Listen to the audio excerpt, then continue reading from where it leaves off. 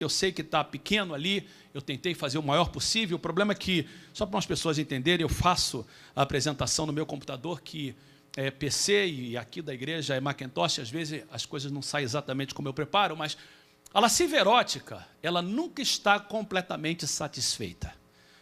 Uma pessoa que se dá em prostituição, uma pessoa que se entrega à pornografia, uma pessoa que é infiel ao seu casamento, aos votos do seu casamento, ela nunca está satisfeita.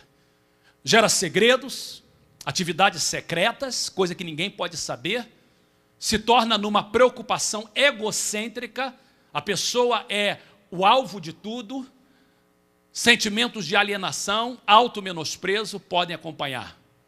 No amor íntimo, geralmente, a satisfação alcançada no relacionamento matrimonial gera maior abertura, criatividade saudável, existe para o prazer dos dois, e não só de um, uma afeição intensa acompanha.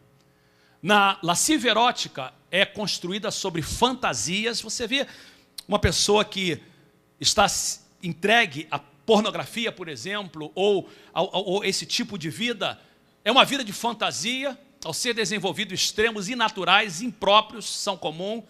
Força pode estar presente quando um coage sexualmente o outro e causa vícios. Já o amor íntimo é baseado na realidade, honra os limites da dignidade humana e gera uma intimidade com o outro. Força não é usada. Na lascívia erótica, o resultado sempre é doloroso. Quanto mais a lascívia controla, maior será a solidão e mais forte será a vergonha. No amor íntimo, resulta em prazer e alívio sem culpa, e a outra pessoa nunca sente usada e abusada. A Bíblia claramente mostra para nós que há diferenças entre o amor íntimo e a lascívia erótica. Há também similaridades, ambos criam excitação, como também intenso prazer e satisfação física. Mas se não for controlada dentro dos padrões bíblicos, estes sentimentos podem tomar conta da nossa mente, não importa se somos casados ou não. A palavra que eu estou falando agora não é somente para solteiro. Você pode estar casado há 20 anos e ser vítima da lascívia.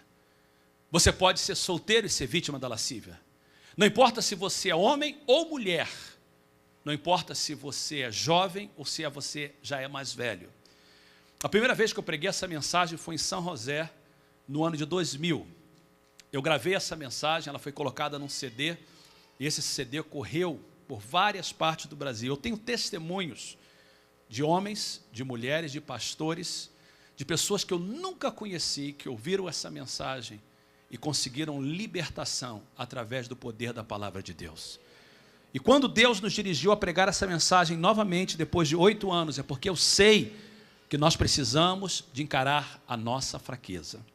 Qual é o meu propósito em pregar essa mensagem? O meu propósito em pregar essa mensagem é manter a nossa vida saudável, manter o avivamento da igreja, manter a igreja saudável, para que o Espírito Santo possa nos continuar enchendo e a gente seja cheio do Espírito Santo e cumpra os propósitos dele para a nossa vida. Uma pesquisa bíblica da lascívia de acordo com a Bíblia. Vamos olhar o Velho Testamento e o Novo Testamento. No Velho Testamento eu não vou pedir que você abra a Bíblia, daqui a pouco eu vou pedir que você abra a Bíblia. No Novo Testamento ainda não lemos a palavra de Deus. Mas Gênesis 19 começa a descrever a perversidade de uma cidade chamada Sodoma. A história de Sodoma e Gomorra está na Bíblia não somente para contar um fato histórico, mas para descrever uma coisa muito importante que serve de exemplo para outras pessoas de outros tempos. A história em Gênesis 19 não é somente para Israel, é para o Brasil, é para os Estados Unidos, é para a Europa, é para a Ásia, é para a China, é para homens e para mulheres, e sem dúvida também é para a cidade de São Francisco. Deus destrói uma cidade inteira, porque ela está dominada pela lascívia, e no caso de Sodoma, o tipo de lascívia era o homossexualismo. A Bíblia diz que a depravação era tão grande que Deus destruiu a cidade. A Bíblia diz que Deus é o mesmo ontem, hoje e eternamente. O que abomina a Deus no passado, abomina a Deus no futuro. Nós temos o caso de uma cidade que foi destruída por causa da lascívia. Vamos olhar agora um indivíduo, Juízes, capítulo 16. Nós temos a história de um homem chamado Sansão. A história de Sansão é muito interessante porque Sansão, ele é concebido por milagre. Sua mãe não podia ter filho. E um anjo de Deus aparece para sua mãe e profetiza para ela e para o seu esposo que ela vai dar à luz. E que esse filho seria especial. E Sansão é escolhido então como um grande juiz em Israel. Sansão era forte no físico, mas era fraco no caráter. E a história de Sansão é tão triste. Sansão, um homem que foi levantado para julgar Israel, para libertar Israel, é destruído por causa da lascívia. A única coisa que destrói Sansão é a lascívia. Os inimigos de Sansão não podem destruí-lo. Os filisteus não podem destruí-lo. As pessoas ao seu redor não podem destruí-lo, mas ele tem um lado fraco, que é chamado de lascívia. Ele se entrega à prostituição, e na história dele com Dalila, a história é tão triste. E através da história dele, nós encontramos um homem que morre sem olhos, sem vistas, envergonhado, por causa da lascívia. Nós temos a terceira história no Velho Testamento, que é a história de um homem chamado por Deus, um homem segundo o coração de Deus. E a história de Davi em 2 Samuel 11 é muito triste, porque Davi tinha tudo para terminar bem.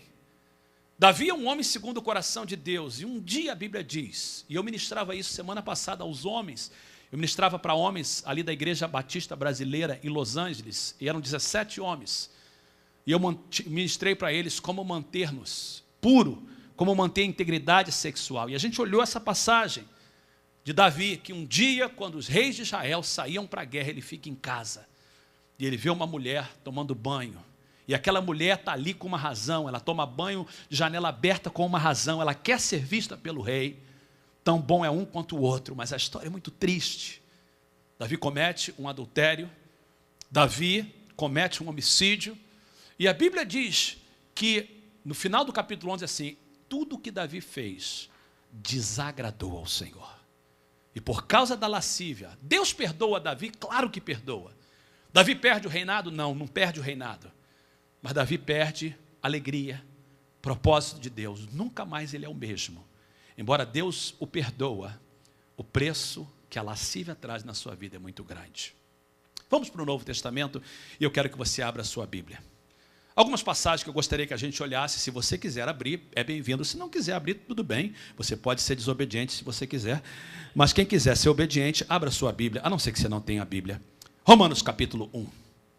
Romanos capítulo 1, se nós olharmos no verso 19, nós encontramos que o verso 19 começa assim: do céu se manifesta a ira de Deus sobre todos os homens. Note que Deus está irado no capítulo 1, verso 19. Por que Deus fica irado? Por causa da iniquidade, por causa do pecado dos homens. E quando nós chegamos no verso 26 e 27 de Romanos 1, diz assim: por isso Deus os abandonou às paixões infames, porque até as suas mulheres mudaram o uso natural, no contrário à natureza. Pode falar o que quiser, e irmãos, eu amo, e Deus sabe o meu coração, eu amo pessoas que lutam nessa área de homossexualismo, porque eu conheço, eu sei que isso é terrível, eu sei que a igreja é culpada em achar que o pecado do homossexualismo é maior do que outros pecados. A igreja é culpada de preconceito com esse pecado. Nós aceitamos mentira, às vezes nós aceitamos pessoas que agem de forma errada, mas temos repugnação de homossexualismo e lesbianismo. E está errado isso, a igreja tem que se arrepender desse preconceito. Mas de outro lado, nós temos que entender o que a Bíblia fala. Olha o que a Bíblia diz, a palavra de Deus é verdadeira. Diz que quando as mulheres mudam o uso natural, está falando de lesbianismo, isso é contrário à natureza, e Deus se ira por causa disso. Semelhantemente também, os homens, deixando o uso natural, ou seja, homem com homem não é natural, é fora do comum, é fora do normal, é